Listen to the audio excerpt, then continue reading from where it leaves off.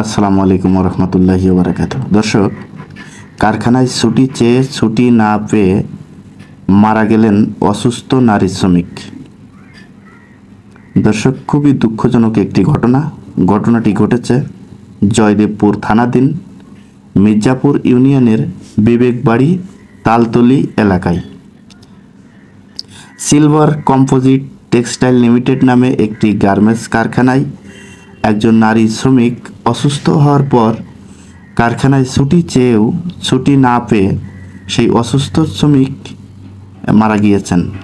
দর্শক, এরকম একটি ঘটনা আসলে খুব হতাশ করে এই দেশকে এবং দেশের জাতিকে এবং সাধারণ শ্রমিক যারা রয়েছে তাদেরকে।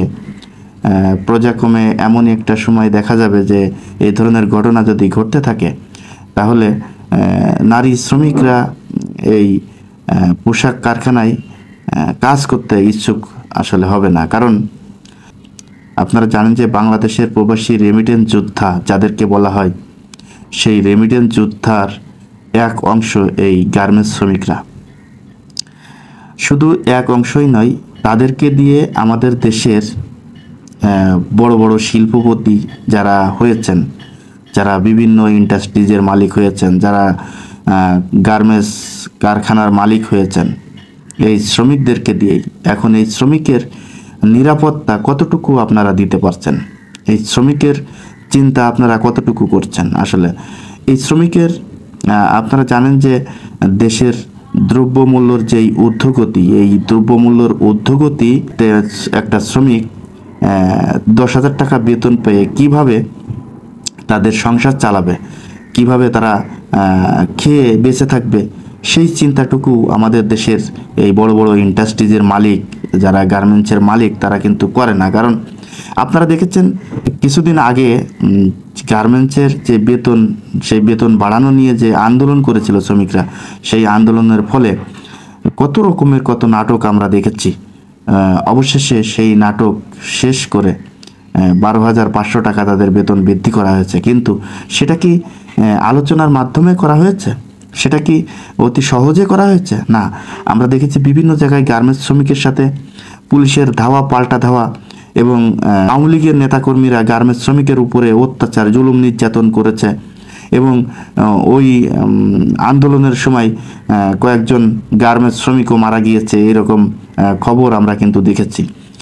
এই শ্রমিকের উপরে নির্যাতন করার পর যেই বেতন বৃদ্ধি করা হয়েছে, আসলে শ্রমিকের মনোনীত সেই বেতনটি বৃদ্ধি করা হয় নাই।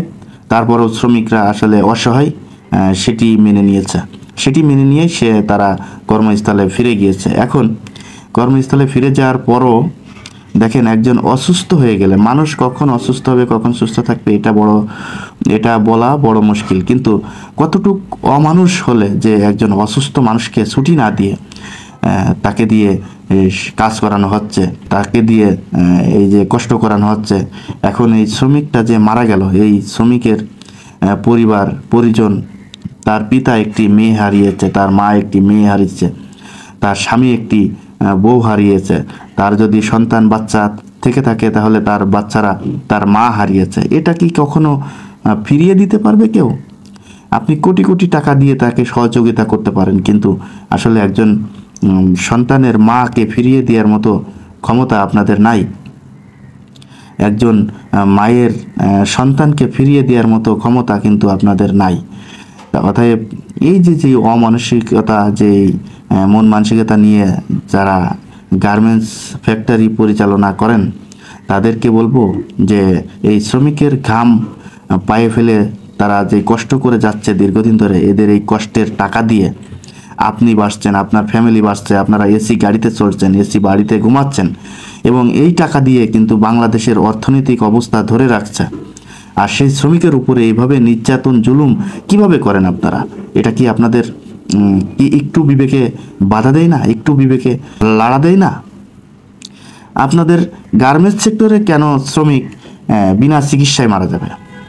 এই বিষয়টা আমরা সরকারের কাছে দাবি জানাচ্ছি যে তদন্ত করে এর কঠোর একটি ব্যবস্থা নিন, যাতে পরবর্তীতে কোনো শ্রমিক এই চিকিৎসার অভাবে এবং এই ছুটির অভাবে যেন কেউ মারা না যায়। যাই হোক, এই ভিডিওটি যারা দেখছেন তারা তাদেরকে আমি বলবো যে ভিডিওটি এত পরিমাণ শেয়ার দিবেন যে এই ভিডিওটি সবার কাছে পৌঁছায় যাক, এবং এমনকি আমাদের বাংলাদেশের প্রধানমন্ত্রীর কাছেও এই ভিডিওটি পৌঁছায় যাক, এবং প্রত্যেকটা গার্মেন্টস মালিক, শ্রমিক সবার কাছে ভিডিওটি পৌঁছায় যাক।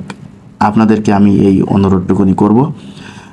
সেই সাথে যারা ভিডিওটি ধৈর্য সহকারে দেখেছেন তাদেরকে অসংখ্য ধন্যবাদ জানিয়ে এখানে বিদায় নিচ্ছি। আমি মোহাম্মদ মিতুল হোসেন। আসসালামু আলাইকুম ওয়া রাহমাতুল্লাহি ওয়া বারাকাতুহু।